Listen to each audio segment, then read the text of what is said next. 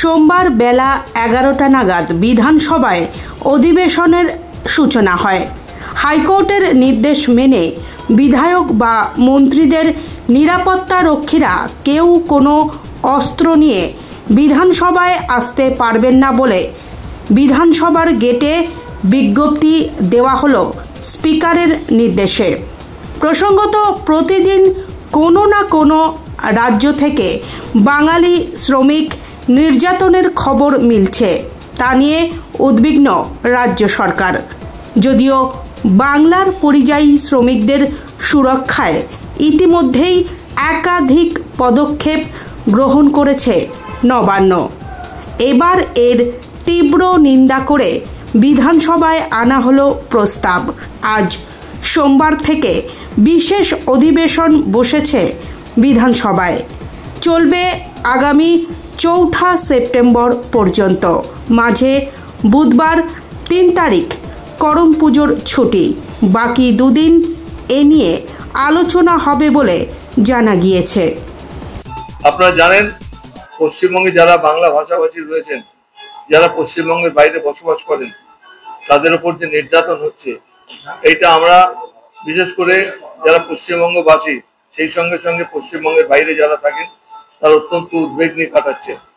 সেই পরিপ্রেক্ষিতে একটা আলোচনার জন্য বিশেষ এই অধিবেশনটা ডাকা হয়েছে। এটা নিয়ে এই গুরুত্বপূর্ণ আলোচনা বিধানসভায় হবে। আজকে আমাদের অল পার্টি মিটিং এ সেই সিদ্ধান্ত হয়েছে যে আমরা প্রত্যাশা করি সমস্ত রাজনৈতিক দল, পরিষদীয় দলে যারা রয়েছেন, তারা শান্তিপূর্ণভাবে আমাদের আলোচনায় অংশগ্রহণ করবেন। কারণ এটা যেহেতু আমাদের বাঙালিদের, পশ্চিমবঙ্গের আমাদের যারা বাংলা ভাষাভাষী রয়েছে, তাদের স্বার্থে জড়িত।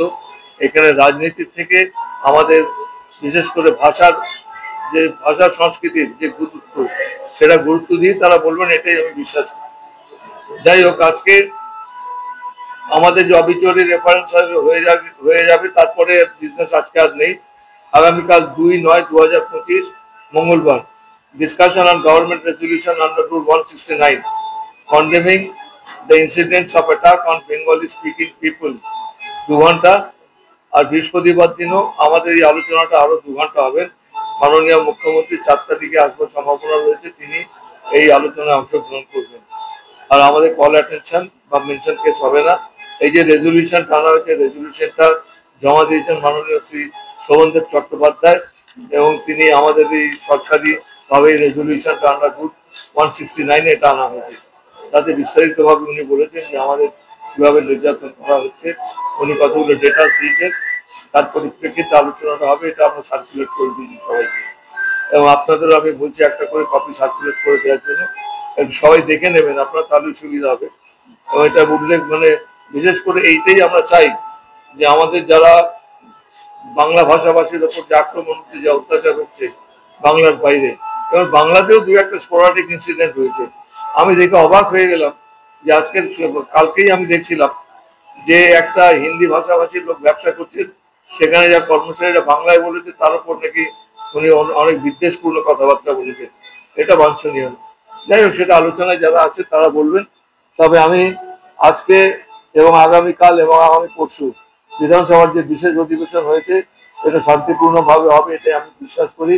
এবং আমাদের পরিষদীয় দলে যারা রয়েছেন, আমাদের তৃণমূল কংগ্রেস, বিজেপি বা অন্যান্য দলে যারা রয়েছেন, সবার কাছে আপনাদের মাধ্যমে আবেদন করব, শান্তিপূর্ণভাবে যেন অধিবেশনটা চলে। এই গুরুত্বপূর্ণ আলোচনা, সেই গুরুত্ব নিয়ে যেন আলোচনা সভায় অংশগ্রহণ করেন।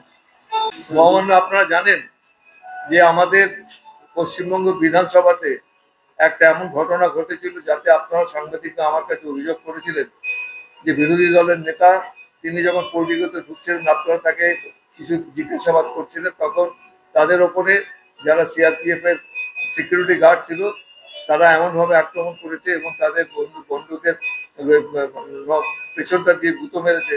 অনেকে ইনজিওর্ড হয়েছিল। আমার কাছে চিঠি আপনারা দিয়েছিলেন। তার পরিপ্রেক্ষিতে আমি সিদ্ধান্ত নিয়েছিলাম যে এই ধরনের সিআরপিএফ এর সিকিউরিটি, কেন্দ্রীয় বাহিনী বা সিকিউরিটি নিয়ে তারা ঢুকতে পারবে না। এবং সেইটার বিরুদ্ধে ওরা হাইকোর্টে আবেদন করেছিলেন যে অন্যান্য মন্ত্রীদের সিকিউরিটি যখন ঢুকছে, আমরা কেন ঢুকতে পারবো না। এবং আমরা বলেছি যে আমাদের এখানে আর্মসে কোনো সিকিউরিটি ঢুকবে না। এবং আপনারা লক্ষ্য করে দেবেন, যারা সিকিউরিটি আছে তারা হয়তো আমাদের অধিবেশন কক্ষ পর্যন্ত পৌঁছে দিয়ে তারা চলে যান।